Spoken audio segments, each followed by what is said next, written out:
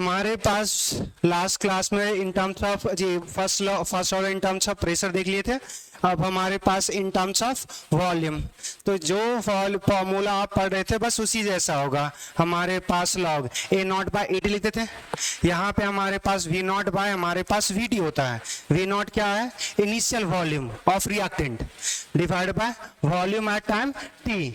अब ये एक्सप्रेशन एक होता है और एक ये लिखते हैं T is equal to 2.303 by हमारे पास K log of V infinity minus V not divide by V infinity minus V T. अब ये वी इन्फिनिटी क्या है? अच्छा, हमने बताया था फर्स्ट ऑर्डर कब रिएक्शंस खत्म होता है? कभी रिएक्शंस खत्म ही नहीं होता। तो हमारे पास अब मान के चल सकते हैं इनफाइनाइट टाइम पे खत्म होगा। इनफाइनाइट टाइम पे खत्म होगा तो वी इन्फिनिटी क्या है कि हमारे पास final volume of reaction mixture. ये रिएक्टेंट का नहीं है, रिएक्शंस का हमारे पास कितना वॉल्यूम है, रिएक्टेंट का नहीं।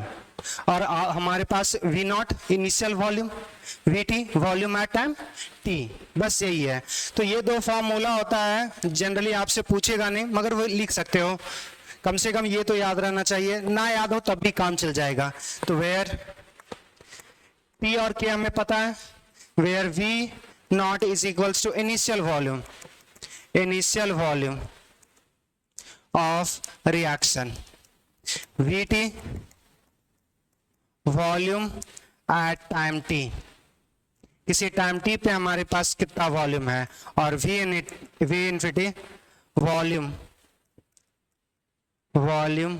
After completion of time, after completion of reaction।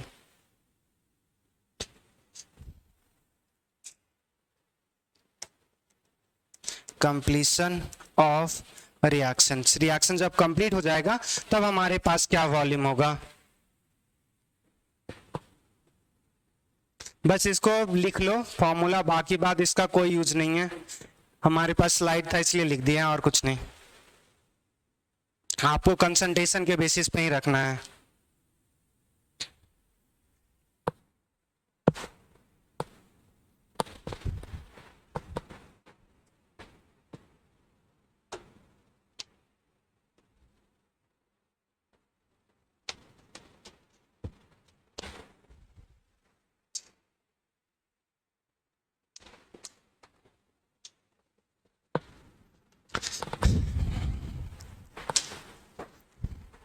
एक और होता है जिसको बोलते हैं स्पेसिफिक रोटेशन, मगर वो तुम्हारे काम का नहीं है। आपने पढ़ा था अगर आइसोमेरिज्म में ऑप्टिकली एक्टिव कंपाउंड्स, वो कंपाउंड जो है सो हमारे पास प्लेन पोलराइज को बेंड कर दे क्लॉकवाइज या एंटी क्लॉकवाइज में, उसको ऑप्टिकली एक्टिव बोलते थे, ऑप्टिकल आइसोमेरिज्म।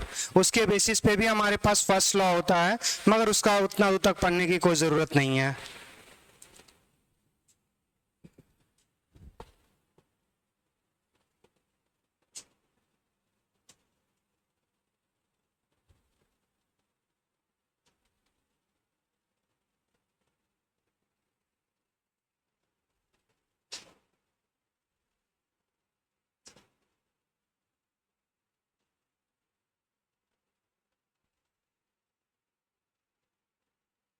आपको मैंने डेरिवेशन nth ऑर्डर का नहीं लिखवाया ना,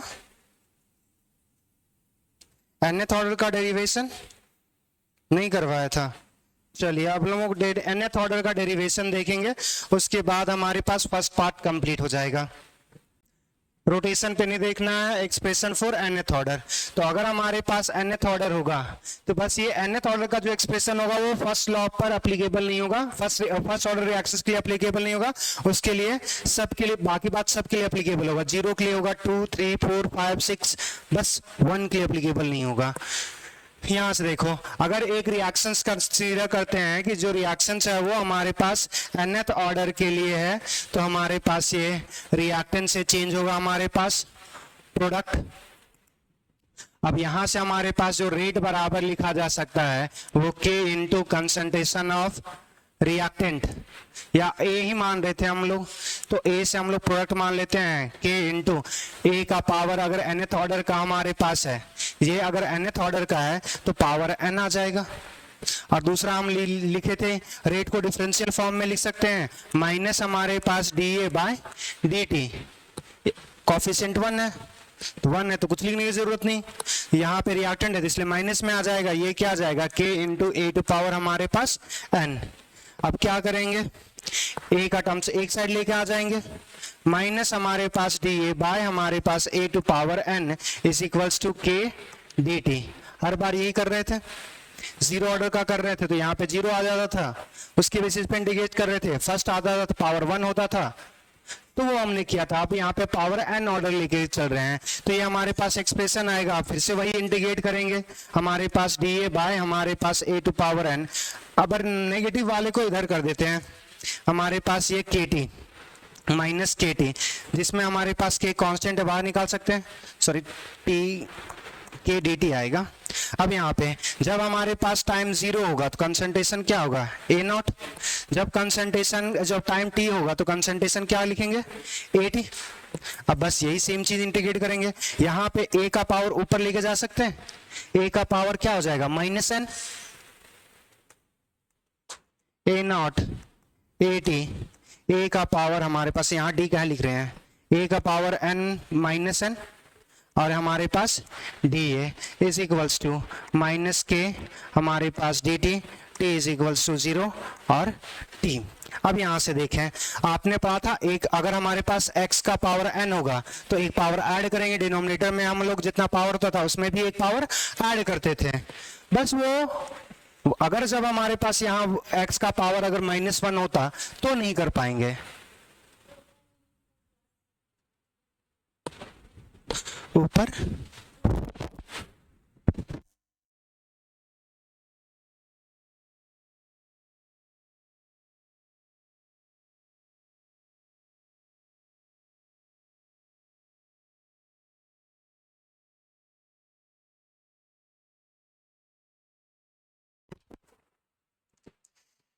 चलिए यहां से देखिएगा, यहां पे हमारे पास इसका पावर बढ़ेगा, एक बढ़ेगा तो 1 माइनस एन लिख सकते हैं, या -n+1 लिख ही देते हैं कि इसमें उल्टा कर लिए, इतना तो समझ सकते हैं 1 माइनस एन, पावर 1 ऐड करो, -1+1 करो, या फिर 1 माइनस एन कर सकते हो। और यहाँ पे भी वही आ जाएगा हमारे पास 1 माइनस एन, जितना हमारे पास पावर होता है डिनोमिनेटर में भी +1 ऐड करते थे, तो -1+1 लिखो, या 1 माइनस ये -n+1, इसी चीज को बस हमने ऐसे लिख दिया और कुछ नहीं किया।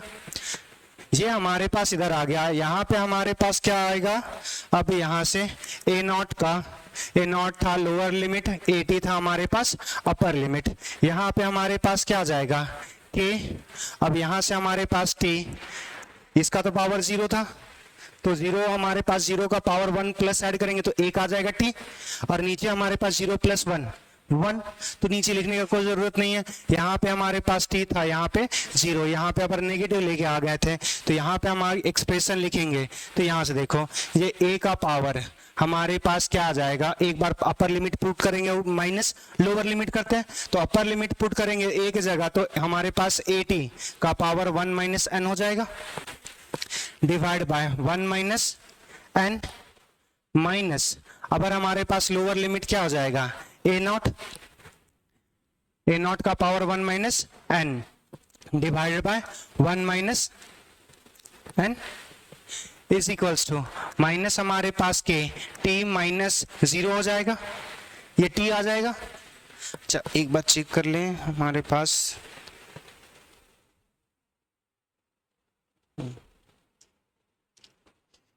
जनरल एक्सप्रेशन,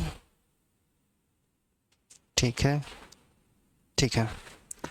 हमारे पास ये एक्सप्रेशन आ गया। अब यहाँ से अगर हमारे पास किसी भी टर्म्स में अब यहाँ से हमारे पास के टी जो आएगा माइनस में, ये हमारे पास A T 1 minus N minus A naught, या फिर इसी को एक टर्म्स में कर दो, बेस अगर सेम है तो 1 माइनस एन कॉमन लिख सकते हैं। ये हमारे पास क्या आ जाएगा A T 1 minus N minus A not 1 minus N is equals to minus हमारे पास के टी।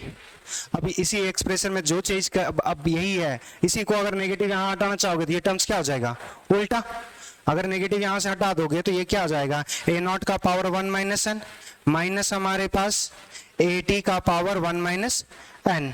अब अगर यहां से इधर क्रॉस मल्टीप्लाई कर दोगे तो ये भी आ जाएगा हमारे पास। ये अगर इधर मल्टीप्लाई कर दोगे तो 1 माइनस एन, या फिर यहीं रहने दो, 1 माइनस एन आ जाएगा। ये हमारे पास के टी। अब देखो अगर हम जीरो ऑर्डर के लिए पुट करेंगे तो एन का value zero, zero A T A not minus हमारे पास क्या आ जाएगा, A T is equals to हमारे पास क्या आ जाएगा, के टी। ये हमारे पास 1 माइनस जीरो 1 आ जाएगा। यहां से अगर हम जीरो ऑर्डर के लिए हम पुट करना चाहेंगे तो जीरो ऑर्डर के लिए भी हमारे पास ये वैलिड हो जाएगा।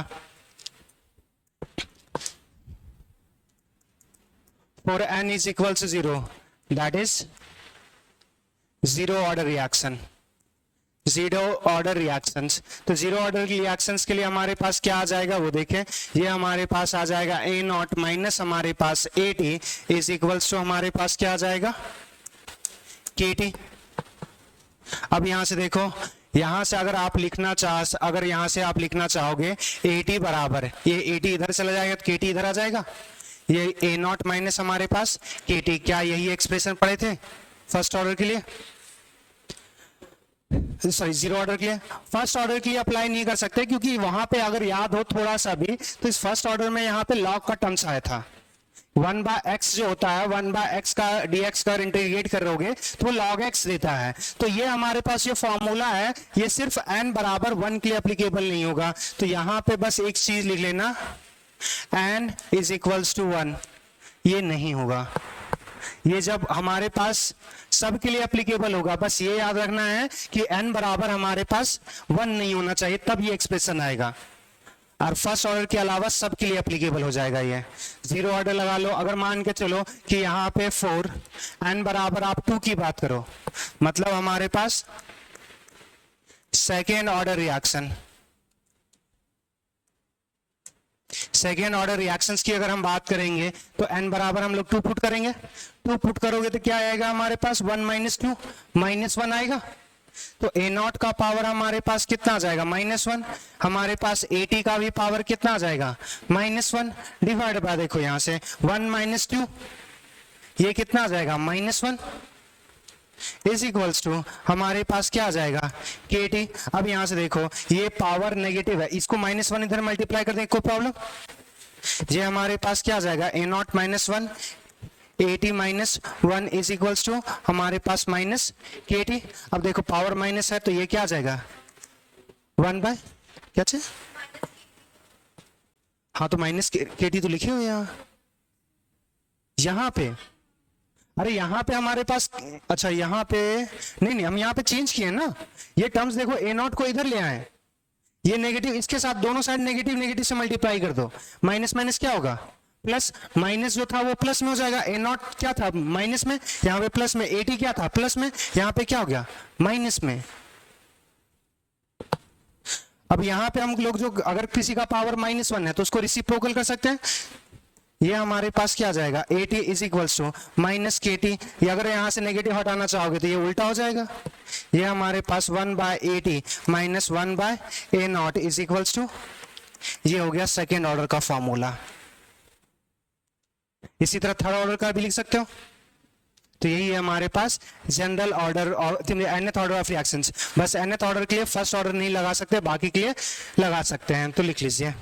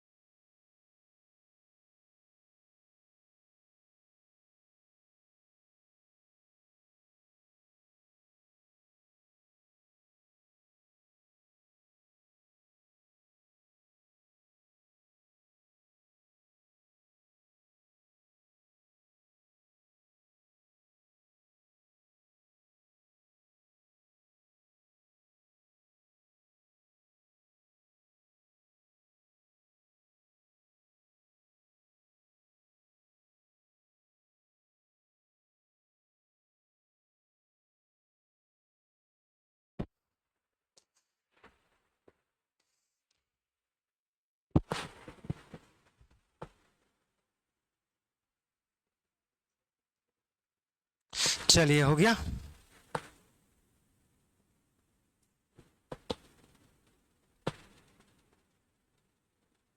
आज का ही नहीं लिख रहे हैं, क्या है?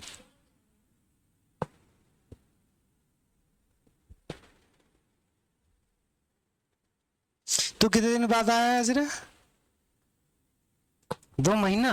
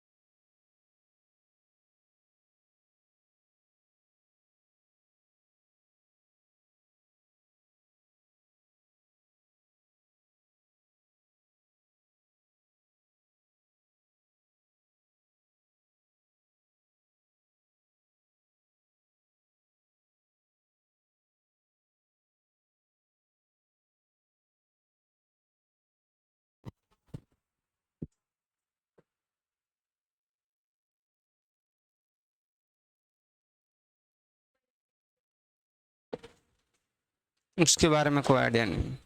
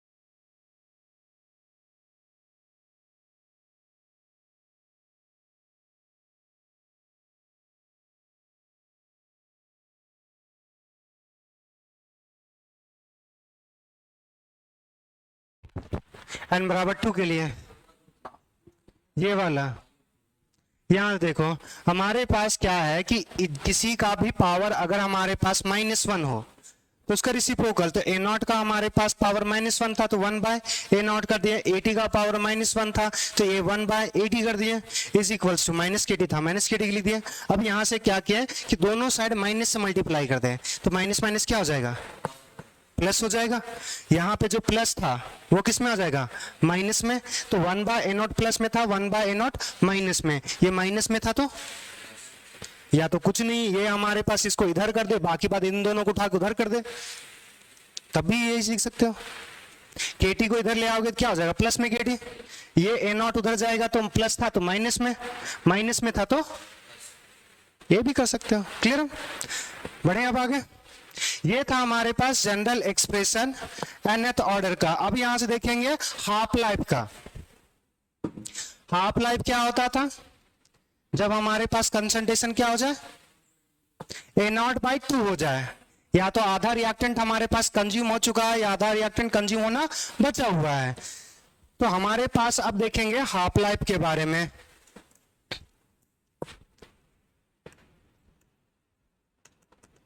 Half life for nth order, nth order का हमारे पास हाफ लाइफ। तो हमने फॉर्मूला जो निकाला यहां से nth ऑर्डर का क्या निकाला, ये हमारे पास nth ऑर्डर का फॉर्मूला है, ये a not power 1 minus N, A T का पावर हमारे पास 1 minus N is equals to K T 1 minus N. अब इसी को हम लोग यूज करने वाले हैं। तो क्या था हमारे पास, a नॉट का पावर 1 माइनस एन माइनस हमारे पास ए टी का power 1 minus N divide by 1 minus N is equals to हमारे पास के टी। ये हमारे पास nth ऑर्डर का है, यही था, ठीक है। अब हमारे पास क्या होता है कि half life, for half life,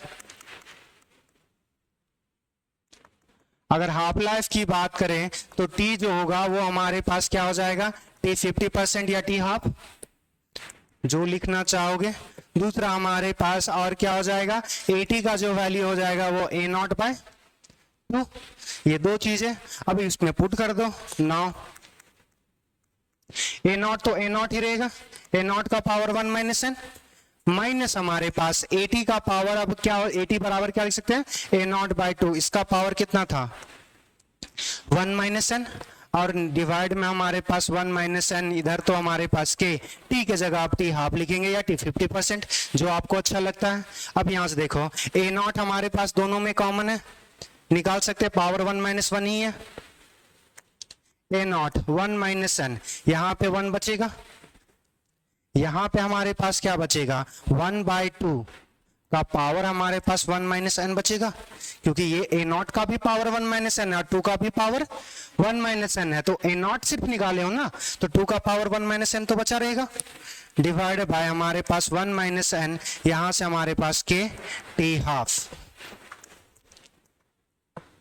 अब यहां से देखिए हमारे पास इसको सॉल्व करेंगे तो इसको 2 का पावर ऊपर ले जा सकते हो, -1 हो जाएगा, -1 के साथ इसको मल्टीप्लाई करेंगे तो ये -1 और प्लस n हो जाएगा, तो n-1 लिख सकते हैं, यही करने वाले हैं। तो a नॉट यहाँ पे हमारे पास 1 माइनस 2 टू पावर n-1 अब हो जाएगा, डिवाइड बाय नीचे तो 1 माइनस n ही होगा, ये k इधर आ जाएगा, और यहां से हमारे पास क्या हो जाएगा, टी हाफ लिख रहे थे टी हाफ ही लिखते हैं, ये हो जाएगा हमारे पास general expression for nth order. अब यहां से देखो यहां पे ये फॉर्मूला आपको याद नहीं रखना, क्या याद रखना है वो समझना।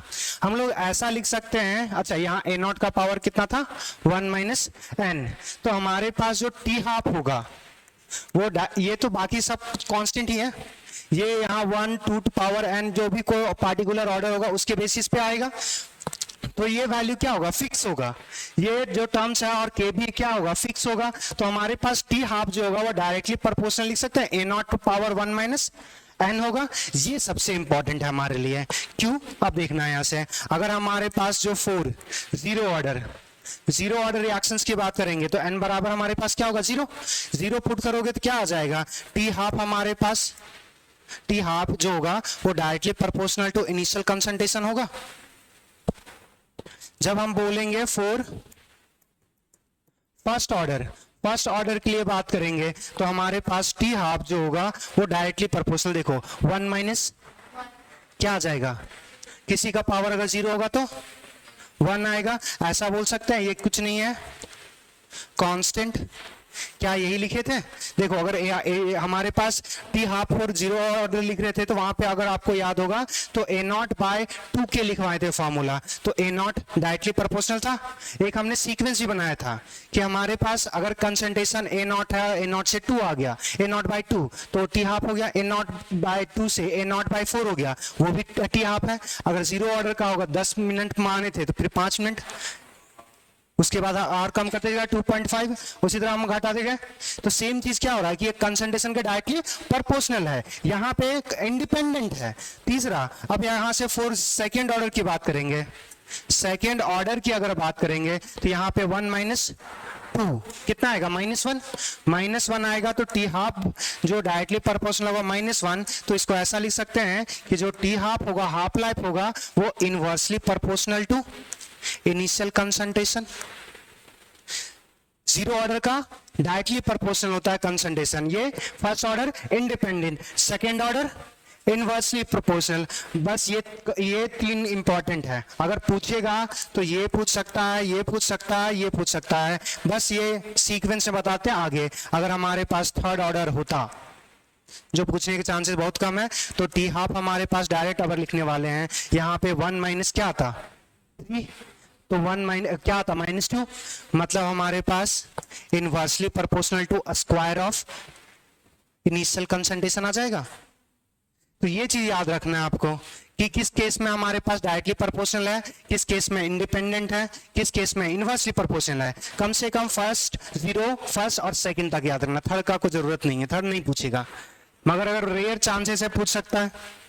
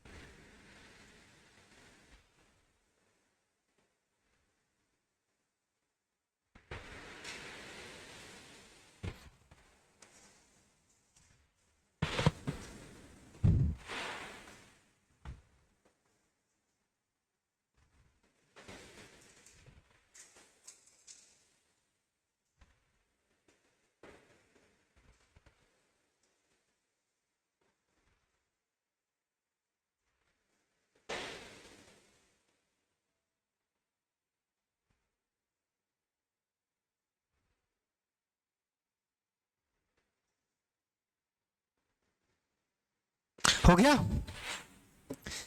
चलिए, एक यहां से हाफ, अगर हमारे पास एक हाफ लाइफ से हम डायरेक्ट प्रिडिक्ट कर सकते हैं कि हमारे पास ऑर्डर ऑफ रिएक्शंस क्या होगा, कि किसी का हाफ लाइफ अगर किसी एक particular concentration, sorry particular reactions का अगर हाफ लाइफ दिया हुआ है, 2 हाफ लाइफ दिया हुआ है, तो उससे हम प्रिडिक्ट कर सकते हैं उसका ऑर्डर क्या होगा रिएक्शंस का। जैसे देखना, तो हमारे पास जो इंपॉर्टेंट था वहीं तक था, मगर ये भी अगर पूछ दे कभी बाय चांस, तब यहां से देखना हमारे पास क्या पढ़े, जो हाफ लाइफ पढ़े उसी को आगे कंटिन्यू करें। हाफ लाइफ जो हमने पढ़ा, हाफ लाइफ जो पढ़ा वो हमारे पास फॉर nth ऑर्डर क्या था, nth ऑर्डर के लिए हम लोग ऐसा लिख सकते थे, ऐसा लिख रहे थे, टी हाफ जो था वो डायरेक्टली प्रोपोर्शनल था ए नॉट का पावर ए नॉट का पावर 1 माइनस एन, ये था। प्रोपोर्शनलिटी हटाएंगे तो कांस्टेंट इंट्रोड्यूस कर सकते हैं, टी हाफ जो डायरेक्ट हमारे पास इज इक्वल्स टू के ए नॉट माइनस 1 उल्टा लिख रहे हैं भाई, 1 माइनस एन। अब यहां से देखो, for two different initial concentration, दो अलग अलग इनिशियल कंसंट्रेशन की अगर हम बात करेंगे तो मान के चलो, जैसे अगर हमारे पास टी हाफ जो दिया हुआ है वो दिया हुआ है हमारे पास के ए नॉट का, जो ए नॉट की जगह पे ए वन मान रहे हैं, ए वन कोई किसी टाइम में हमारे पास इनिशियल कंसंट्रेशन होगा तो ये 1 माइनस एन है। दूसरा हमारे पास टी हाफ जो है वो K is equals to A to can, same ही रिएक्शन है, सेम ही रिएक्शन है। जब A1 हमारे पास लेंगे तब हमारे पास उसका हाफ लाइफ है, इसको हम लोग मान लेते हैं 1 और इसको मान लेते हैं 2, तो यहां से हमारे पास ये, तो अब इन दोनों को अगर डिवाइड करेंगे तो K से K क्या होगा, कैंसिल, तो कांस्टेंट का कोई, अब देखो इसका भी पावर 1 माइनस एन, इसका भी पावर 1 माइनस एन, तो ऐसा लिख सकते हैं T half 1 by T half हमारे पास 2 is equals to A1 by A2 का होल का पावर 1 माइनस एन। तो अगर हमारे पास हाफ लाइफ दे दिया जाए फर्स्ट केस में, सेकंड केस में जब इनिशियल कंसंट्रेशन A1 रहे और A2 रहे, तो हमारे पास वहां से सॉल्व करके एक ही वेरिएबल बचेगा n, तो उसको इजीली सॉल्व कर सकते हो। ये जैसे अगर हमारे पास इस एक क्वेश्चन ले लेते हैं इसी चीज को समझने के लिए,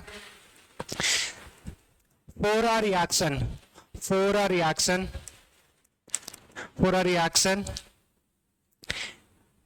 half life is दो हाफ लाइफ है, एक हमारे पास 50 कहाँ गया, हाँ 400 सेकेंड और 200 second. For a reaction half life is कितना बोले थे, 40 सेकेंड होगा और एंड 200 सेकेंड, 20 नहीं बोलेंगे, 40 और 200 होगा, हाँ 40 और 200, ठीक है। For a reaction half life is 40 second and 20 second if initial concentration is 0.1 molar and 0.5 molar respective. Then find out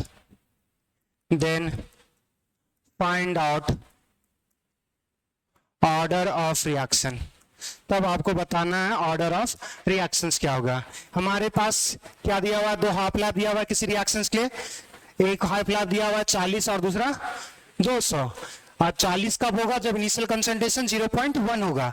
200 कब होगा, जब हमारे पास इनिशियल कंसंट्रेशन 0.5 होगा। तो फॉर्मूला यहां से आपने पढ़ा अभी, T half 1 divide by T half 2 is equals to हमारे पास A1 बाय A2 इसका होल का पावर 1 माइनस एन।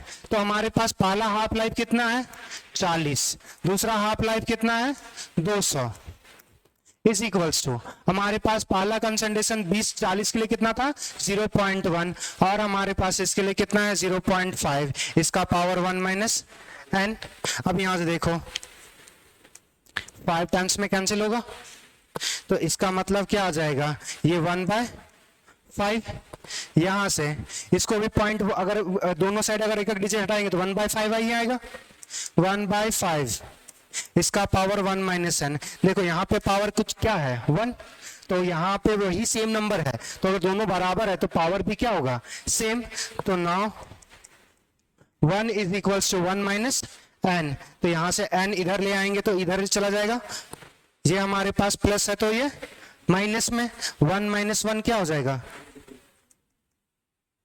तो ये कितने ऑर्डर का हो गया, 0 ऑर्डर रिएक्शंस के लिए। बात समझ में आया? तो इस तरह का भी पूछा जा सकता है, मगर चांसेस बहुत कम है। पूछिएगा तो वो नॉर्मल वाला, अभी तक ऐसा पूछा नहीं है, मगर देख लो।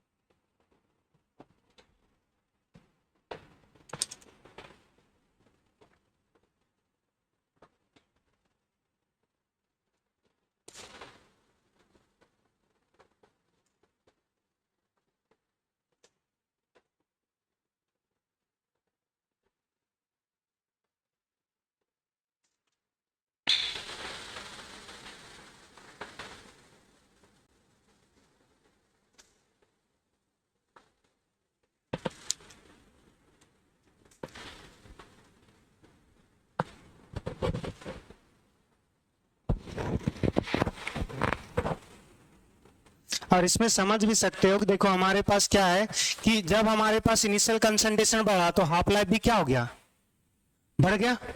मतलब इनिशियल कंसंट्रेशन के क्या है, डायरेक्टली प्रोपोर्शनल है। और किस में था, सिर्फ 0 ऑर्डर में, बिना बनाए भी कर सकते थे। अगर ये कांस्टेंट हो जाता तो हमारे पास कौन सा होता, फर्स्ट ऑर्डर रिएक्शंस। अगर हमारे पास रेसिप्रोकल में बढ़ता, बढ़ाएं और घट गया, सेकंड पे चला जाता। तो बिना ऐसे भी सॉल्व किए भी कर सकते थे इसको, मगर हमने ये पढ़ा है तो इसी के बेसिस पे कर लिए।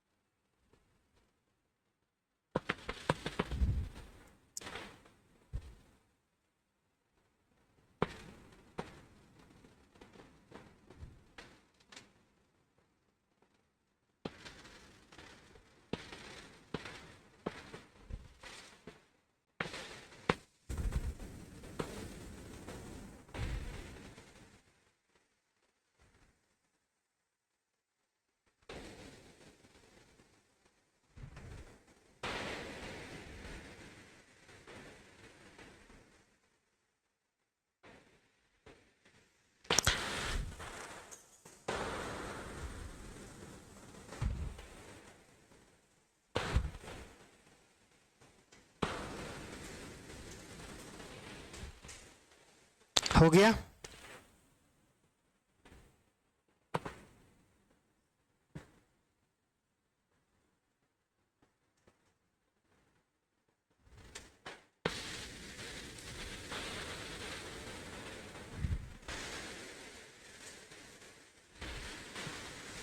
इसी सीक्वेंस को उल्टा कर दोगे ना, जब 0.5 मोलर को ले लोगे, उसका हाफ लाइफ 40 सेकेंड और 0.1 का 200, अगर 200 सेकेंड आएगा तो उस केस में सॉल्व करोगे तो सेकेंड ऑर्डर आएगा।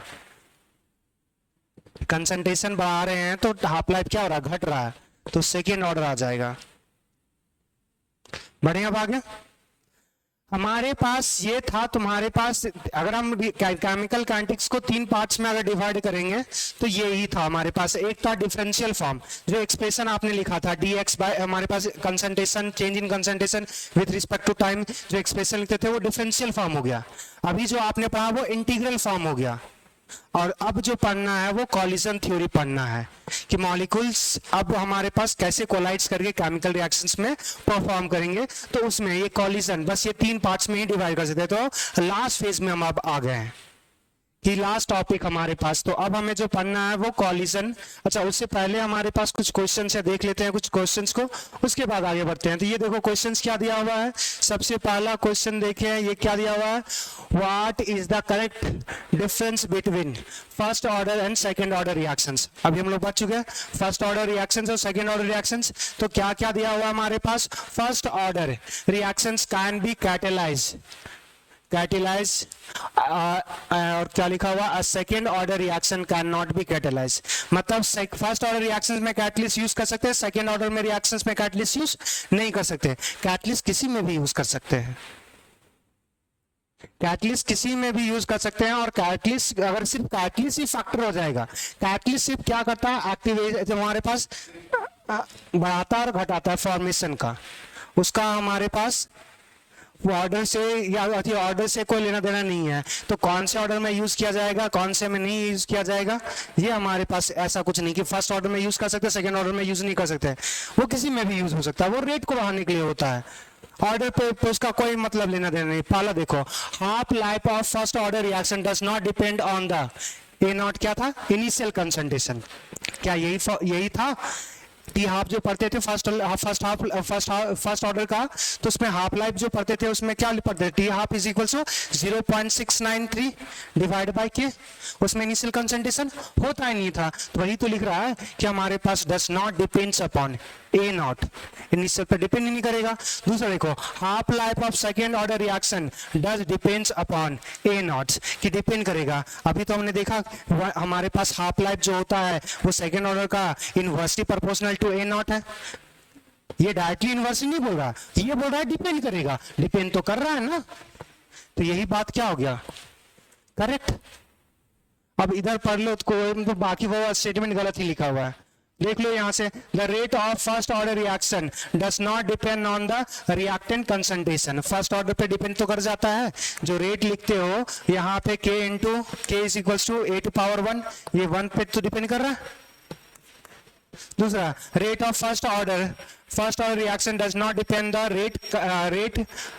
रिएक्टेंट कंसंट्रेशन, वही चीज दोबारा लिखा हुआ है, डिपेंड करेगा। अच्छा, डज डिपेंड्स पहला तो सही है। दूसरा, रेट ऑफ सेकेंड ऑर्डर पर सेकेंड ऑर्डर के लिए लिखोगे रेट, तो ये के ए टू पावर क्या आ जाएगा 2, तो ये हमारे पास ये भी डिपेंड कर रहा है रेट।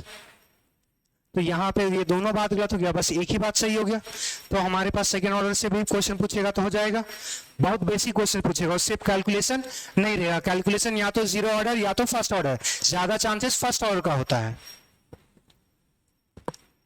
नेक्स्ट देखो, the initial concentration of reactant is double in the reactions if half life is does not affected the order of reaction is, क्या होगा, जब कंसंट्रेशन को डबल करेंगे तब भी हमारे पास उसका हाफ लाइफ इफेक्ट नहीं करेगा। किसमें होता है, फर्स्ट ऑर्डर में। अभी तो बोले टी हाफ जो होता है वो 0.693 भाई हमारे पास क्या होता है कि इसमें ए नॉट का कोई टर्म्स, और हमने अभी कुछ देर पहले लिखा टी हाफ जो डायरेक्टली प्रोपोर्शनल होगा वो 1 माइनस एन के, तो यहाँ पे अगर एन का वैल्यू 1 रखोगे तो 1 माइनस 1 0, मतलब वो गायब। आगे बढ़े, कुछ problem, more than 0 but less than first, मतलब 0 से ज्यादा होगा मगर 1 से कम होगा। तो यहाँ पे जो हमारे पास मान के चलो 0.1 हो गया, 0.2 हो गया, 0.3 हो गया, ऐसे वाले 1 से छोटा और 0 से बड़ा, वही तो आएगा फ्रैक्शन वाला। नेक्स्ट देखो क्या लिखा हुआ है, reaction is 50% complete in 2 hour and 75% complete in 4 hour. The order of reaction is, क्या हमने एक लिखवाया था या तो T 50% या ऐसा लिखा है हुआ T 75% is equals to 4 times of T 50%। किस केस में ये लिखवाया है,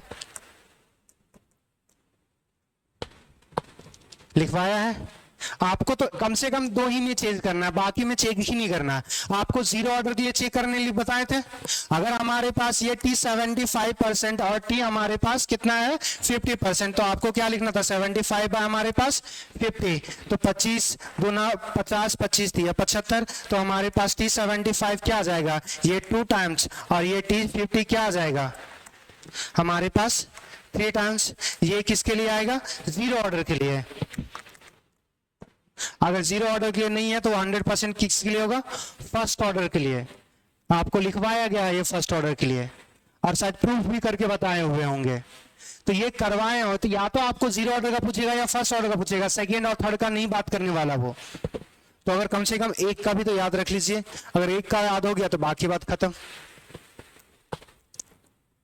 नेक्स्ट देखिए, half life of substance in a certain enzyme catalyzed reaction is 138 second. The time required to concentration of substrate to fall down 1.28 ग्राम, अच्छा milligram पर litre to 0.04 milligram पर litre. अब यहाँ से देखो, कोई एक एंजाइम रिएक्शंस है, वो हमारे पास बोल रहा है कि हाफ लाइफ, उसको सॉरी हाँ हाफ लाइफ बताना है, हाफ लाइफ बताना है आपको। तो पहला सब्सटेंस का हमारे पास क्या है, हाफ लाइफ 1.38 सेकेंड है, लिखा हुआ ना, half life of substance of certain enzyme catalysed reactions is, ये दिया हुआ है। अब हमसे पूछा हुआ है कि इससे इतना कंसंट्रेशन जाने के लिए हमारे पास कितना टाइम लगेगा। तो यहाँ पे ऑर्डर तो लिखा नहीं हुआ, अगर ऑर्डर नहीं लिखा हुआ है तो इसका मतलब कुछ नहीं है, ये फर्स्ट ऑर्डर ही है। और उसको बनाने का तरीका समझना,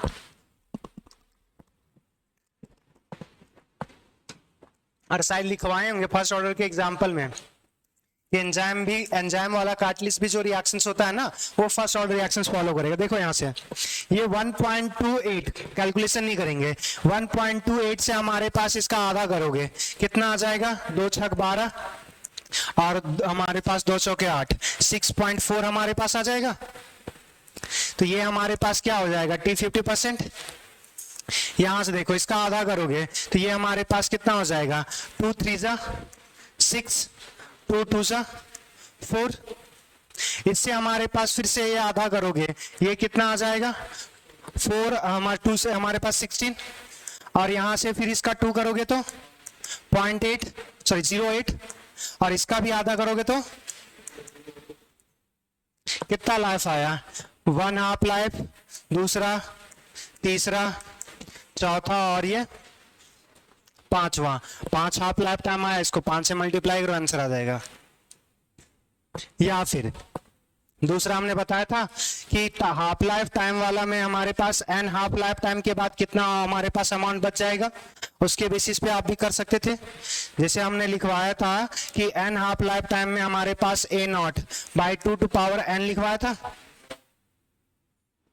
तो ये जो हमारे पास लेफ्ट अमाउंट हो जाएगा, तो लेफ्ट अमाउंट हमारे पास ये मान लेते हैं कि a0 डाइस कंसिडर कर लेते हैं, ये लेफ्ट अमाउंट है after n half life time. तो हमारे पास यहाँ से देख लो कि यहाँ से कितना हाफ लाइफ अगर निकालना है, ये n का वैल्यू अगर निकालना है तो कितना अमाउंट बचा हुआ था, 0.04, a0 का कितना दिया हुआ 1.28, 2 टू पावर कितना आ जाएगा n। अब यहाँ से सॉल्व करोगे तो n का वैल्यू कितना आएगा, 5 आ जाएगा। तो 5 बार रिपीट हुआ, तो इसको कितने से मल्टीप्लाई करना है, 5 से। तो हमारे पास देखो 5 8 जा 40, 4 कैरी करेगा, 5 3 जा 15 और हमारे पास 4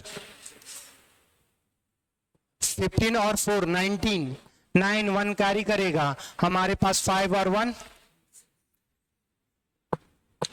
बात समझ में आया, बढ़े। यहां से देखें, आई थिंक ये लास्ट क्वेश्चन है, खुद से ट्राई करें तो ये पिछले साल का ही है, मतलब इसी साल का, पिछले साल बोलते हैं इसी साल का है, बना सकते हैं। और थोड़ा बड़ा कर देते हैं इसको, अगर ग्राफ छोटा लगे तो। चलिए देखिए क्या दिया हुआ है हमारे पास, half life R0 initial concentration. Half life initial concentration के लिए कब होता है, फर्स्ट ऑर्डर रिएक्शंस। तो मतलब पहला क्या है, सही है। दूसरा देखो स्टेटमेंट 2, R/R0 लॉग का टर्म्स दिया हुआ है, फर्स्ट ऑर्डर रिएक्शंस का ही हमारे पास है। तो फर्स्ट ऑर्डर रिएक्शंस का है तो एक बार एक्सप्रेशन लिख लो, T is equals to 2.303 by हमारे पास K, यहाँ पे हमारे पास लॉग R0 बाय हमारे पास R लिखते हो या A0/AT लिखते थे, ये R के टर्म्स में लिखा हुआ है। अब क्या क्या हुआ वो गौर से देखो, ये टर्म्स देखो तो उल्टा लिखा हुआ है क्या, R0 नीचे आ गया, इसको अगर उल्टा करेंगे तो हमारे पास ये माइनस से मल्टीप्लाई होगा, स्लोप जो भी होगा तो ये हमारे पास उल्टा थोड़ी होगा। ये बात समझ में आ रहा है, तो ये करेक्ट है मगर ये गलत है। बात समझ में आया, ये जो एक्सप्रेशन अगर करोगे तो स्लोप तब भी हमारे पास क्या आएगा, ये माइनस हमारे पास 2.30 और ये घटता हुआ आता, जैसे देखो हमारे पास आर का वैल्यू जो होगा वो कंसंट्रेशन एट टाइम टी मान रहे, तो ये क्या होगा, धीरे धीरे घटेगा, तो लॉग का वैल्यू घटेगा तो हमारे पास घटेगा, तो ये पूरा लॉग घट रहा है तो घटते चला जाएगा ना, वो डिक्रीजिंग कर्व होगा। ये इंक्रीजिंग कैसे हो सकता है, बात समझ में आया? तो पहला हमारे पास करेक्ट है और दूसरा इनकरेक्ट। फर्स्ट ये वाला आ गया, first is true, second is false. Clear?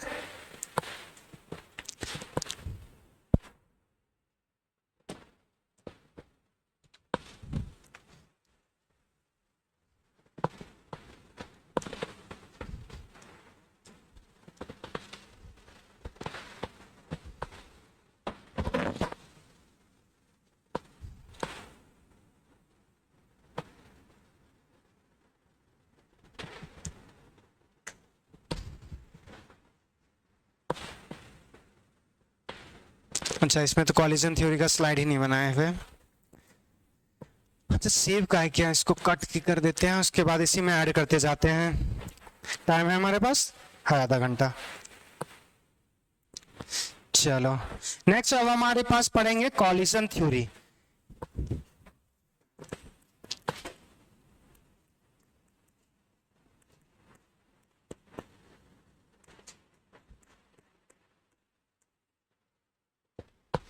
हमारे पास कॉलिजन थ्योरी क्या होगा इसके बारे में हम लोग डिस्कस करेंगे। अच्छा, दो एस हम यूज कर दिए हैं। कॉलिजन थ्योरी, कॉलिजन थ्योरी में हमारे पास कॉलिजन मतलब टकराएगा, तो हमारे पास जो रिएक्शंस होता है ना, वो हमारे पास मानते हैं कि हमारे पास रिएक्शन से प्रोडक्ट कब चेंज होगा। कोई रिएक्शन हो रहा है, रिएक्शन से हमारे पास प्रोडक्ट चेंज होता है, तो कब कब चेंज हो सकता है,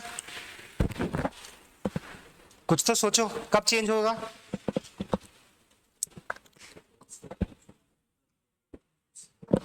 केमिकल कुछ होगा और कुछ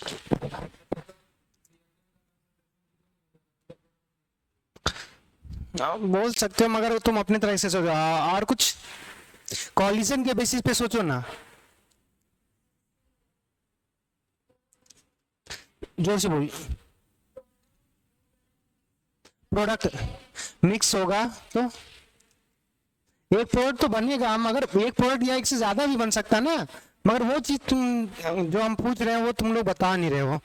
देखो हम क्या बोल रहे हैं कि रिएक्टेंट हमारे पास, रिएक्टेंट से प्रोडक्ट कब चेंज होगा, जब हमारे पास एग्जिस्टिंग बॉन्ड टूटेगा और नया बॉन्ड फॉर्म होगा। और एग्जिस्टिंग बॉन्ड को अगर हमें तोड़ना है तो एग्जिस्टिंग बॉन्ड को तोड़ने के लिए हमारे पास क्या करना पड़ेगा, कोई ना कोई तरह से एनर्जी सप्लाई करना पड़ेगा, और एनर्जी जब हम सप्लाई करेंगे तब वो क्या होगा, बॉन्ड टूटेगा।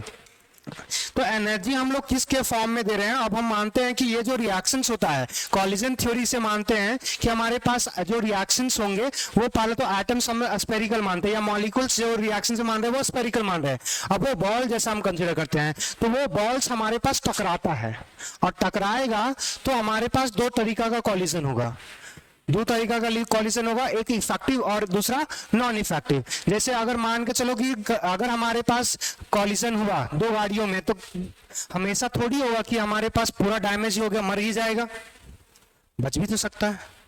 तो कॉलिजन दो तरीका से होगा कि हमारे पास एक तो टच कर जाए, जैसे देखो अगर हम दो बॉल अगर कंसीडर कर रहे हैं तो मान के चलो टच करके भी हो सकता है, या फिर हमारे पास डायरेक्ट अच्छा खासा कॉलिजन हो सकता है, या दो गाड़ियां टकराएगी तो साइड टच करेगा तब भी कॉलिजन है, और पूरा इंपैक्टफुल रहे तब भी हमारे पास रहेगा। जीरो पे टच कर सकता है, मतलब ये गाड़ी जा रहा था पीछे से भी टच कर जाए, तो दो टाइप का कॉलिजन होगा। कॉलिजन दो टाइप का क्या होगा कि जब कॉलिजन हमारे पास हो तो हमारे पास रिएक्टेंट से प्रोडक्ट में चेंज हो जाए, और दूसरा हो कि रिएक्टेंट से प्रोडक्ट में चेंज ना हो। तो जो रिएक्टेंट से प्रोडक्ट में चेंज हो जाए उसको बोलते हैं इफेक्टिव कॉलिजन, तभी तो इफेक्टिव है। और जब हमारे पास दूसरा हो जाएगा इनइफेक्टिव या पैसिव कॉलिजन, तो उसमें क्या होगा, रिएक्टेंट मॉलिक्यूल्स टकराएंगे, और टकराएंगे तो हमारे पास उसमें हमारे पास रिएक्टेंट से प्रोडक्ट चेंज नहीं होगा। तो यही है कॉलिजन थ्योरी। अब यहाँ जो कॉलिजन थ्योरी है वो सबसे बेस्ट एक्सप्लेनेशन है कि जब दो मॉलिक्यूल्स टकराएगा, तो ये फर्स्ट ऑर्डर के लिए बेहतर नहीं होता, या फिर हम ऐसा बोलते हैं कि दो मॉलिक्यूल्स के लिए सबसे बेहतर एक्सप्लेनेशन होता है कि एक एटम आया, दूसरा एटम आया, और दो या एक मॉलिक्यूल आया, दूसरा मॉलिक्यूल आया, टकरा गया। क्लियर? और सिंगल वॉल से या एक मॉलिक्यूल टकराएगा, इसका हमारे पास ये थ्योरी उतना ज्यादा है कि अच्छे से एक्सप्लेन नहीं कर पाता, मगर अभी हमें जो पढ़ना है उसके बेसिस पे देखेंगे। तो हमारे पास क्या हुआ कि दो एटम्स, पहला तो हम लोग एटम या मॉलिक्यूल्स को क्या कंसीडर कर रहे हैं, स्फीयर कंसीडर कर रहे हैं। अब ये स्फीयर हमारे पास टकराएगा, और टकराएगा तो हमारे पास ये टकराने का जो होता है, एक सेकेंड में कितने देर तक टकराए, एक सेकेंड में हमारे पास, क्योंकि हम मानते हैं कि रिएक्टेंट मॉलिक्यूल्स क्या होंगे, हमारे पास फ्रीली मूव करेंगे, और फ्रीली मूव करेंगे तो टकराएंगे, और टकराएंगे तो एक सेकेंड में जितना बार टकराएगा वही होता है कॉलिजन फ्रीक्वेंसी। अगर याद हो फ्रीक्वेंसी का डेफिनेशन कितने लोगों को याद है? फ्रीक्वेंसी क्या होता है? एक सेकेंड में कितनी बार ऑक्सीलेट कर रहा है। या फिर हम मानते हैं कि जैसे हमारे पास वेव होता है ना, एक्चुअली ऐसे ऐसे ट्रैवल करता है, ऐसे ऐसे नहीं ट्रैवल करता, ये एक्चुअली ऐसे ट्रैवल करता है। 3D में अगर देखेंगे तो ऐसे भी मान सकते हो, मगर जो भी मानना है तो उसमें क्या बनता है, एक ऊपर लूप बनेगा और नीचे लूप बनेगा, तो पूरा लूप मिला, अगर ऊपर वाला लूप और नीचे वाला लूप मिला दोगे तो एक साइकिल बनेगा। तो एक साइकिल एक सेकेंड में किसी पार्टिकुलर पॉइंट से कितनी बार क्रॉस कर रहा है, या वही बोलते हैं कि हमारे पास कि कितना वेव हमारे पास क्रॉस कर गया, या वेवलेंथ कितना क्रॉस कर गया। तो अगर हम एक किसी भी पॉइंट से ले लें, क्रस्ट या ट्रफ से ले लें, तो जितना वेवलेंथ होगा वो तो वेवलेंथ से वो एक कंप्लीट साइकिल ही बनता है। तो हमारे पास कितना साइकिल हमारे पास एक सेकेंड में हमारे पास पास कर जाए, वो वेव का फ्रीक्वेंसी हो गया। तो कॉलिजन का फ्रीक्वेंसी क्या होगा कि एक सेकेंड में कितना टकरा गया। किसी चीज का भी फ्रीक्वेंसी निकाल सकते हो, सड़क पे खड़ा हो, वेले अगर खड़ा हो के देखो एक सेकंड में कितना गाड़ियां पार हुआ, वो गाड़ी का फ्रीक्वेंसी हो गया। बात समझ में? आपने स्टैटिक्स में भी पढ़ा होगा फ्रीक्वेंसी, अगर याद हो तो 10th में मैथ्स पढ़ा था, उसमें भी स्टैटिक में फ्रीक्वेंसी पढ़ा था। तो फ्रीक्वेंसी वाले में कॉलम में आपके पास लिखा होगा कि ये 2 बार रिपीट हो रहा है, ये 3 बार रिपीट हो रहा है, तो उस सीक्वेंस को आप यूनिटाइज कर रहे थे और उसका आप लिख रहे थे कि इस रेंज में कितनी बार हो रहा है। तो फ्रीक्वेंसी किसी का भी कुछ होगा, वो बस ये पता करते हैं कि यूनिट चेंज में हमारे पास, यूनिट जब चेंज करें तो उसमें कितनी बार हमारे पास वो रिपीट हो रहा है। तो एक सेकेंड में हमारे पास कितनी गाड़ियां क्रॉस कर रही हैं, या एक सेकेंड में हमारे पास कितना वेव क्रॉस करेगा, वही होता है फ्रीक्वेंसी। तो कॉलिजन फ्रीक्वेंसी क्या होगा, एक सेकेंड में हमारे पास कितने मॉलिक्यूल्स कोलाइड्स करेंगे, यही हो जाएगा कॉलिजन फ्रीक्वेंसी। इसका वैल्यू बहुत ज्यादा होता है, मगर इफेक्टिव कॉलिजन का नंबर्स बहुत कम होता है। मान के चलो गाड़ियां तो हर रोज टकराती हैं, मगर टकराएं और किसी का राम नाम साफ हो जाए, ये थोड़ा कम होता है ना। तो यही चीज है। तो कॉलिजन फ्रीक्वेंसी में फिर से समझना क्या क्या हमने बोला, एटम्स या मॉलिक्यूल्स को क्या कंसीडर करेंगे, स्फीयर। हमारे पास ये सबसे ज्यादा सेटिस्फैक्टरी किसके लिए होगा, बाय मॉलिक्यूलर्स के लिए, कि जब दो मॉलिक्यूल्स टकराए हमारे पास कॉलिजन फ्रीक्वेंसी हमारे पास क्या होता है, एक सेकेंड में हमारे पास जितना कॉलिजन हमारे पास हो तो वो हमारे पास कॉलिजन फ्रीक्वेंसी होगा। और उसमें हमारे पास कॉलिजन फ्रीक्वेंसी जो बहुत हाई होता है, मगर उसमें दो इफेक्टिव कॉलिजन होगा वो कम होगा। या फिर हमारे पास ये बोल सकते हैं 2 टाइप का कॉलिजन होगा, जिसमें होगा एक इफेक्टिव और दूसरा होगा नॉन इफेक्टिव, या एक्टिव कॉलिजन या पैसिव कॉलिजन। और हमारे पास एक्टिव कॉलिजन का नंबर्स बहुत कम होता है। और इसमें हमारे पास रिएक्टेंट से प्रोडक्ट में चेंजेस आए, उसके लिए 2 बैरियर होता है, एक होता है एनर्जी बैरियर और दूसरा होगा ओरिएंटेशन बैरियर, कि जब मॉलिक्यूल्स टकराए तो उस केस में कितना एनर्जी हमारे पास क्रिएट हो रहा है। तो जो एनर्जी टकराएगा तो इनफ एनर्जी होना चाहिए कि वो बॉन्ड्स टूटने के लिए। जैसे 2 लोगों में लड़ाई करना है तो फूट डालना है, तो ऐसा बात बोलना पड़ेगा कि उन दोनों में लड़ाई हो जाए, भाई तुम्हारे बगैर नाश्ता कर रहा था, तो वो बोल देगा हाँ कर सकता है, इसमें कौन बड़ा बात है। मगर तुम्हारे बगैर तुम्हें बताए हुए कहीं घूमने चला गया, ये ज्यादा चुभता है। या एक और बात भी चुभता है जो बाद में पता चलेगा। तो अगर हमारे पास ऐसे 2 लोगों में है तो एक इफेक्टिव हमारे पास एनर्जी का बैरियर होना चाहिए, कि ऐसा इंपैक्ट डालेंगे कि एनर्जी होना चाहिए। अब दूसरा हमने बोला कि एक एनर्जी बैरियर होगा, दूसरा ओरिएंटेशन बैरियर होगा। ओरिएंटेशन क्या होगा, जब दोनों मॉलिक्यूल्स टकराएंगे तो टकराने का एंगल हमारे पास 0 से लेकर हमारे पास 180 डिग्री तक हो सकता है। अगर हम 180 डिग्री तक लेंगे क्योंकि फिर अगर 180 से बढ़ाओगे तो फिर से 180 से भी उल्टा ही कर लोगे तो कोई मतलब ही नहीं है।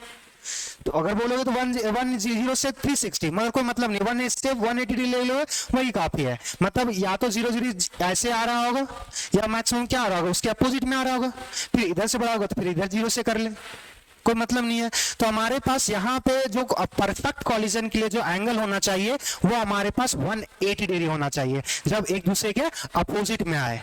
अगर वो एंगल घटते चला जाएगा वो इफेक्टिव नहीं होगा। सीधा सिंपल लो, दो गाड़ियां ले लो, आमने सामने से टकराएंगे तो बहुत ज्यादा इफेक्टिव कॉलिजन होगा, चाहे वो कितना भी स्लो से आए। बात समझ में रहा है ना।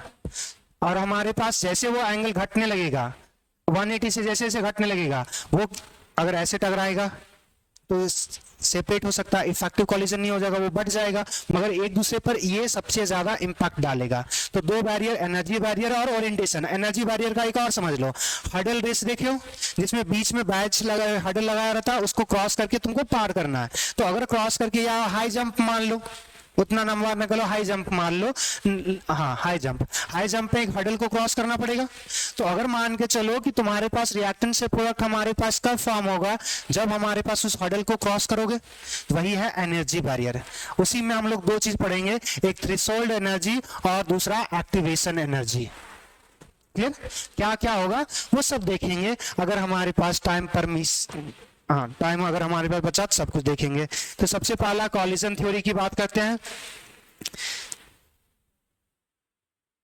अच्छा, यहां से एक और समझना कि हमारे पास कॉलिजन जो हमारे पास अगर गैस 3 फेज में ही रिएक्शंस करेगा, या तो सॉलिड फेज में हो सकता है या हमारे लिक्विड फेज में होगा, या तो फिर हमारे पास गैस। सबसे ज्यादा कॉलिजन किस में होगा? बहुत अच्छे। तो यहां से कॉलिजन थ्योरी हमारे पास, तो सबसे पहला इट इज सेटिस्फैक्टरी। पहला तो एटम एंड मॉलिक्यूल्स, एटम्स और molecules are considered as a solid sphere। कि पक्का हम लोग जो भरा हुआ बॉल, जैसे बॉल कंसिडर कर रहे हैं ना, उसी तरह हमारे पास मॉलिक्यूल और एटम क्या होगा? Solid sphere. अब एक मॉलिक्यूल से दूसरा मॉलिक्यूल का कितना गैप है, उसके बेसिस पे सॉलिड, लिक्विड और गैस होगा। दूसरा हमारे पास it is satisfactory.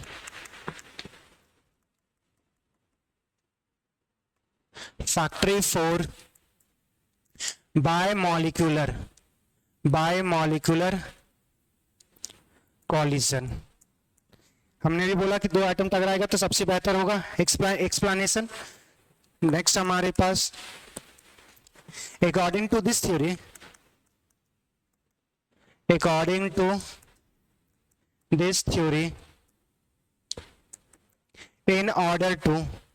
in order to bring a chemical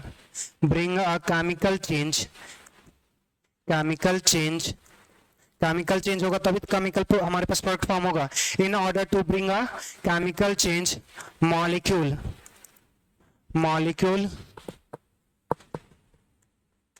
और collides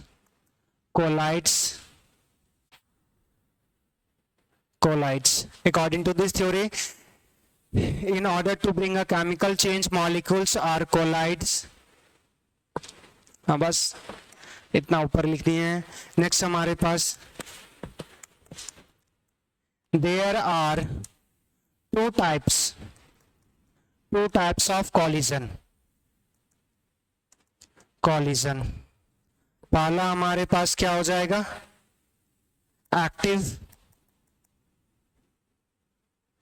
एक्टिव या इफेक्टिव।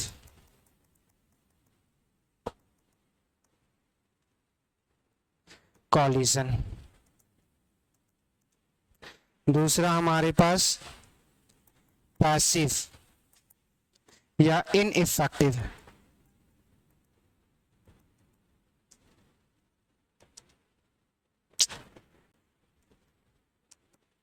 इनइफेक्टिव कॉलिजन इसमें लिख सकते हो। अच्छा, इसी में आगे कर देते हैं ना, या नया पॉइंट ही बना देते हैं। एक्टिव और effective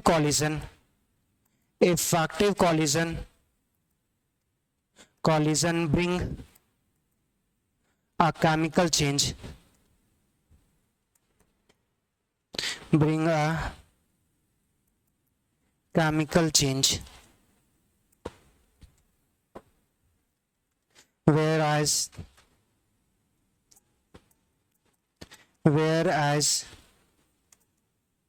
passive or ineffective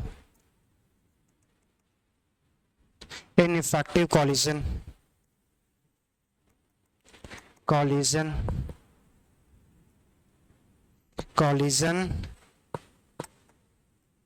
do not bring a chemical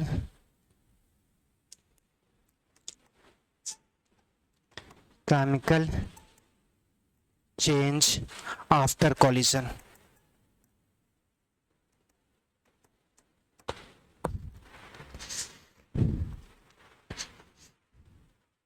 इतना लिख लो।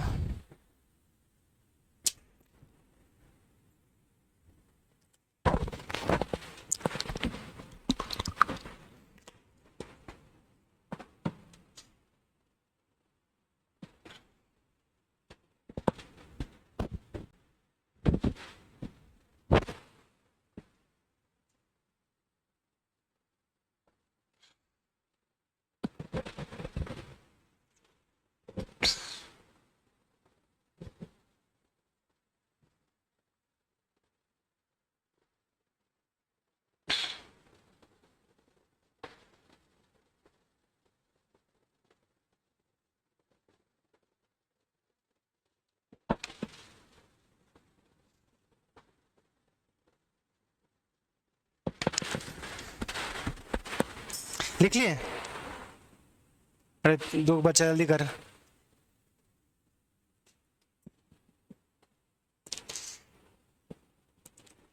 हो गया। अब इसी में हमारे पास अभी क्या बोले थे कि जो हमारे पास कॉलिजन फ्रीक्वेंसी होगा वो बहुत ज्यादा होता है, वो लगभग हमारे पास 10⁻16 से लेकर 10⁻25 हर्ट्ज तक होता है। ये एक सेकेंड में हमारे पास 10⁻16 से लेकर 25 तक कॉलिजन होता है, मगर इफेक्टिव कॉलिजन का नंबर्स बहुत कम होगा।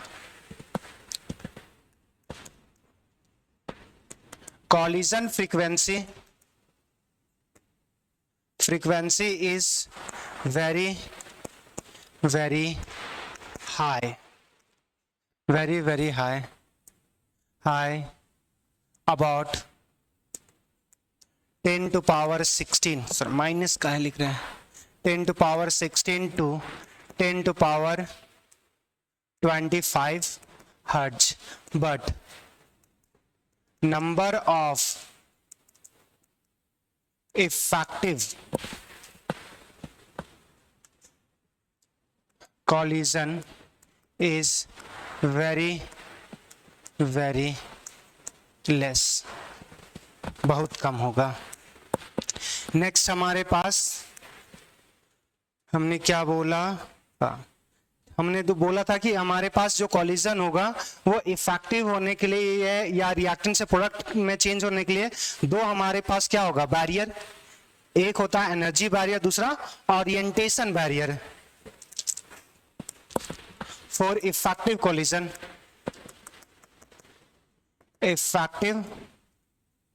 Collision, there are two barriers. First हमारे पास एनर्जी, पहले ओरिएंटेशन पढ़ लेंगे तब एनर्जी की बात करेंगे।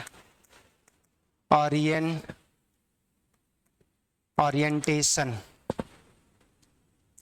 और दूसरा हमारे पास एनर्जी। तो सबसे पहला हम लोग जो बात कर रहे हैं वो हम लोग ओरिएंटेशन की बात करेंगे। ओरिएंटेशन, तो ओरिएंटेशन में हमने क्या बोला कि जो जनरली हमारे पास इफेक्टिव कॉलिजन होता है वो कब मानते हैं, जब कॉलिजन 180 डिग्री पे हो। जब दोनों पार्टिकल एक दूसरे के अपोजिट में मूव कर रहे हो तब हमारे पास वो इफेक्टिव कॉलिजन होता है। तो उसमें हम लोग एंगल मेंशन नहीं करेंगे, बस इतना लिखेंगे कि मॉलिक्यूल्स या फिर atoms must oriented in such a way that they have a perfect collision और angle must about to 180 degree, कि 180 डिग्री के आसपास होना चाहिए। 180 डिग्री थोड़ा सा कम हो जाए, ज्यादा हो जाए तो बहुत ज्यादा इंपैक्ट नहीं आता। तो जैसे अगर हमारे पास इसी चीज को हम ऐसा भी बोल सकते हैं कि जब हमारे पास अगर आपको पेपर में आपको बहुत ज्यादा अगर लिखने की इच्छा होगी तो बस आप डायग्राम बना देना, डायग्राम बना दोगे तो बेहतर हो जाएगा, वो और ज्यादा दिखेगा और डायग्राम में आप अच्छा खासा स्पेस खा सकते हो। अब जैसे देखो ये हमारे पास दो आइटम लिए हैं, अगर हमारे पास ये चीज कर दें कि ये जिस एंगल से हमारे पास मूव कर रहा होगा और दूसरा हमारे पास ये जिस एंगल से मूव कर रहा होगा,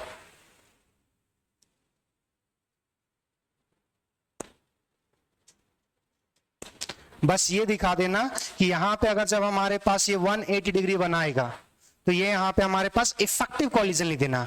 अब अगर यहाँ से दूसरा एक स्फीयर बना सकते हो कि आपको यहाँ से एक दूसरा जो स्फीयर बनाना उसमें बस ये दिखा देना कि ये जो कोलाइड्स करेगा वो हमारे पास कुछ एंगल से करेगा,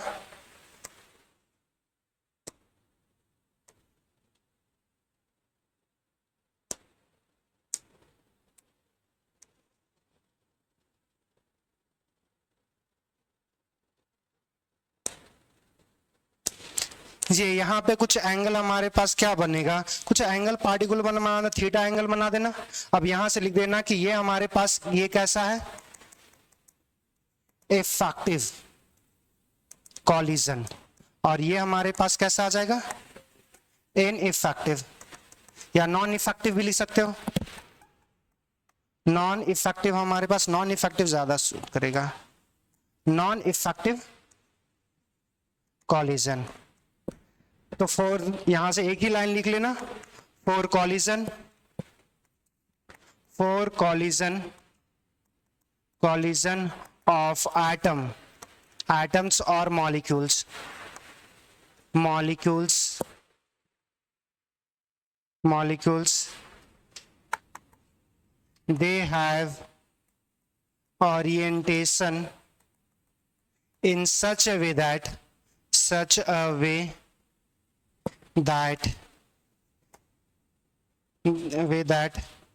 after collision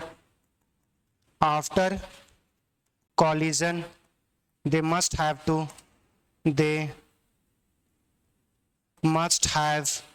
to bring a chemical change। और दूसरा अगर ये जो हम लोग एंगल की बात कर रहे थे तो उसमें लिख सकते हो कि angle of collision, angle of 403 angle of collision is about to 180 degree, 180 degree के अबाउट हमारे पास कॉलिजन होना चाहिए तो ज्यादा परफेक्ट होगा। क्लियर? अब इनइफेक्टिव वही जो बोल रहा हूँ, अगर लंबा लिफाफा करना है तो ये जो 0 डिग्री पे भी दिखा दो कि एक मॉलिक्यूल फॉरवर्ड जा रहा था, उसके पीछे एक मॉलिक्यूल आ रहा था, तब भी हमारे पास क्या होगा, इनइफेक्टिव कॉलिजन। तो जितना डायग्राम बनाना चाहते हो उतना बना लेना, लंबा हो जाएगा।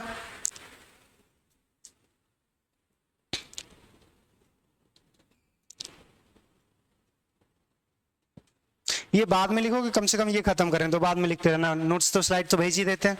यहां से दूसरा देखना, हमारे पास दूसरा क्या है, एनर्जी बैरियर, एनर्जी बैरियर। देखो एनर्जी बैरियर को समझने के लिए आप उनको फोटो इलेक्ट्रिक इफेक्ट याद है, फोटो इलेक्ट्रिक इफेक्ट में थ्रेशोल्ड एनर्जी याद है, फोटो इलेक्ट्रिक इफेक्ट क्या होता था कि जब सनलाइट या हमारे पास लाइट पड़ेगा मेटल सरफेस पे तो वहां से इलेक्ट्रॉन इजेक्ट करेगा।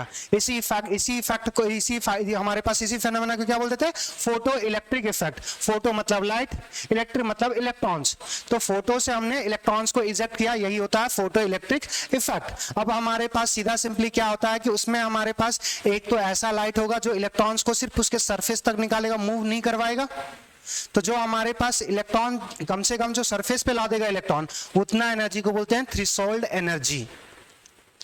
तो हमारे पास दो टाइप्स का हमारे पास यहाँ पे अब जो रिएक्शंस होगा एनर्जी बैरियर में, तो हमारे पास जो केमिकल रिएक्शंस के लिए हमारे पास जरूरत होगा कम से कम वो एनर्जी जो रिएक्टेंट से प्रोडक्ट में कन्वर्ट कर दे, उसको ही एनर्जी को क्या बोलेंगे? Threshold energy. मगर मॉलिक्यूल के पास तो कुछ पहले से एनर्जी अवेलेबल होगा, तो वो एनर्जी क्या कर देंगे? घटा देंगे। तो अब जैसे मान के चलो कि 100 जूल चाहिए था, 100 जूल चाहिए रिएक्टेंट से प्रोडक्ट में चेंज होने के लिए, मगर रिएक्टेंट के पास तो अपना एनर्जी कुछ होगा। तो मान के चलते हैं कि उसके पास 20 है, तो जरूरत कितना है? 80 का। अब ये एक्स्ट्रा 80 जो एनर्जी है, इसी को बोलते हैं एक्टिवेशन एनर्जी। कि जितना एक्स्ट्रा एनर्जी जरूरत होगा वही है एक्टिवेशन एनर्जी। पूरा जितना जरूरत होगा वो क्या हो गया? Threshold energy. मगर रिएक्टेंट के पास कुछ ना कुछ एनर्जी होगा, अगर कुछ ना कुछ एनर्जी होगा तो वो घटा देंगे, तो जो बचा हुआ एनर्जी हो गया वही क्या कहलाता है? Activation energy. तो एनर्जी बैरियर क्या है कि it is energy required to the minimum energy, the energy required to bring a chemical change। अब यहां से समझना, जैसे अगर हमारे पास एक ग्राफ अगर हम लोग कंसीडर करें,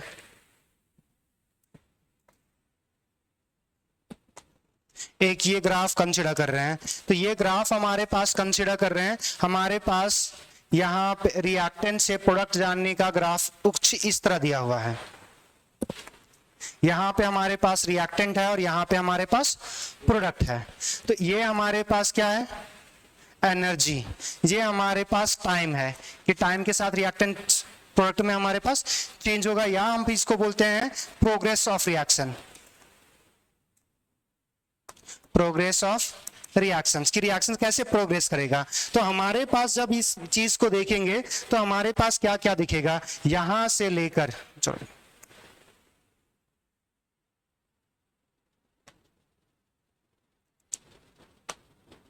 यहां से लेकर यहां तक, ये पूरा हिल क्रॉस करने में हमारे पास हिल तो क्रॉस करना है ना, रिएक्टेंट से प्रोडक्ट हमारे पास डायरेक्टली ट्रांसफर नहीं होता स्ट्रेट लाइन में, एक हम्प क्रिएट होता है। अब ये जो मैक्सिमम जो ये पूरा एनर्जी है, अब इस पूरे एनर्जी को क्या बोलेंगे?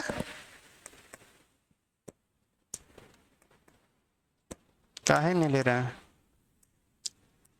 इस पूरे एनर्जी को बोल रहे हैं हम लोग थ्रेशोल्ड एनर्जी। मगर हमारे पास रिएक्टेंट का एनर्जी पहले से कुछ है। अब ये जो एनर्जी हमारे पास पहले से कुछ है, अब उसका अगर हमारे पास देखेंगे तो हमारे पास क्या आएगा? इस पॉइंट से अगर इसको हम लोग यहां से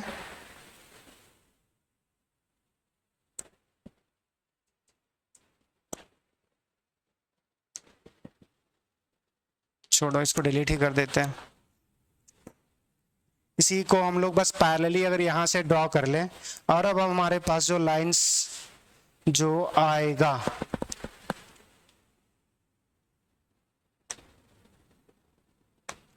ये मिनिमम एनर्जी रिक्वायर्ड है, इतना पूरी, ये तो पूरा एनर्जी था, मगर अब पहले से कुछ इसके पास एनर्जी होगा, पहले से कुछ रिएक्टेंट के पास एनर्जी होगा, तो इतना ही एक्स्ट्रा एनर्जी रिक्वायर्ड होता।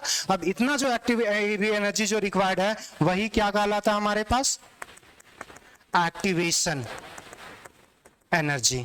तो ये हम मान रहे थे जैसे अगर 100 है तो रिएक्टेंट के पास अगर यहां से 20 हो गया तो जरूरत कितना होगा?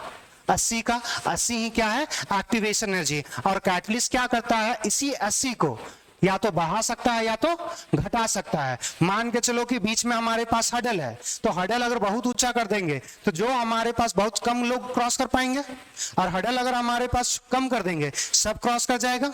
तो रिएक्टेंट से प्रोडक्ट जब हमारे पास कन्वर्ट होता है या जिसका रेट ज्यादा होता है, तो रेट ज्यादा जब हो रहा है किसी का रेट ज्यादा किसी पार्टिकुलर टेम्परेचर पे, तो मतलब उसका एक्टिवेशन एनर्जी कम है, और किसी का रेट अगर कम है तो रिएक्टेंट से प्रोडक्ट हमारे पास कम कन्वर्ट हो रहा है, तो मतलब एनर्जी बैरियर ज्यादा, तो एनर्जी बैरियर ज्यादा मतलब हमारे पास एक्टिवेशन एनर्जी ज्यादा होगा। बात समझ में आया?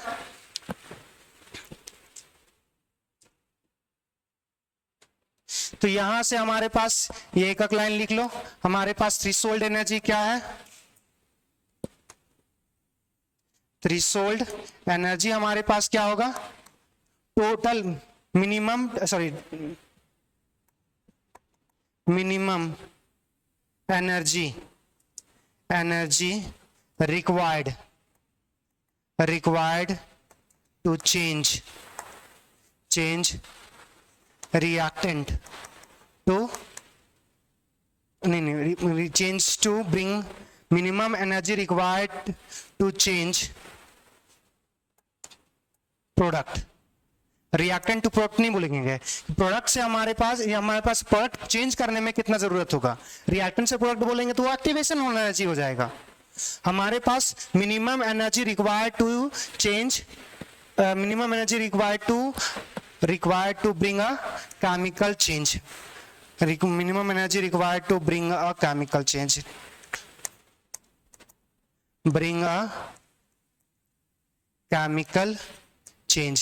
या केमिकल रिएक्शंस के लिए कितना हमसे कम से कम एनर्जी रिक्वायर्ड होगा, वही क्या हो गया? Threshold energy. मान के चलो किसी मॉलिक्यूल के पास अगर जरूरत था हमारे पास 100 का और उसके पास 200 है, तो डायरेक्ट क्रॉस कर जाएगा, मगर हमारे पास जो कम है उसकी बात करते हैं। ये जो लाइन खींचा हुआ वो एवरेज खींचा गया है, एवरेज मॉलिक्यूल का जो एनर्जी रिएक्टेंट का होगा उसकी बात कर रहे हैं।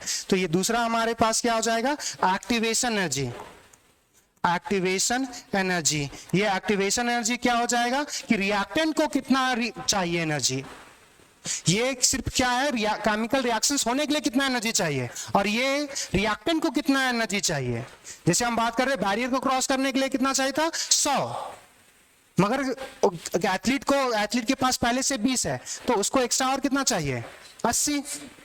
तो एथलीट को कितना चाहिए? वो हो गया एक्टिवेशन, और क्रॉस करने के लिए जो टोटल चाहिए वो हो गया थ्रेशोल्ड।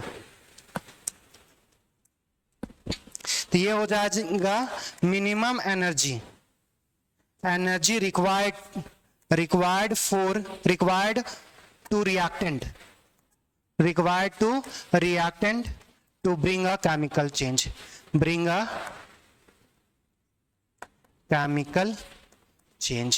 कि हमारे पास रिएक्टेंट को कितना मिनिमम एनर्जी रिक्वायर्ड है वही हमारे पास हो जाएगा। अच्छा, यहां से एक और देखना, ट्रांजिशन समझते हो? ट्रांजिशन, एक मॉलिक्यूल से दूसरे में जाएगा तो कुछ ट्रांजिशन फेज आएगा, एग्जिस्टिंग बॉन्ड टूटेगा और न्यू बॉन्ड फॉर्म होगा। ये पॉइंट है ना, इसको बोलते हैं ट्रांजिशन स्टेट। ये जो हमारे पास पॉइंट है इसको बोलते हैं ट्रांजिशन स्टेट। और ट्रांजिशन स्टेट में क्या होगा कि जब कॉलिजन होगा ना हमारे पास, तो नए बॉन्ड्स फॉर्म होंगे और पुराने बॉन्ड्स ब्रेक होंगे। Old bond are break and new bonds will start to form। Clear इतना बात है? चलिए, थैंक यू एवरीवन।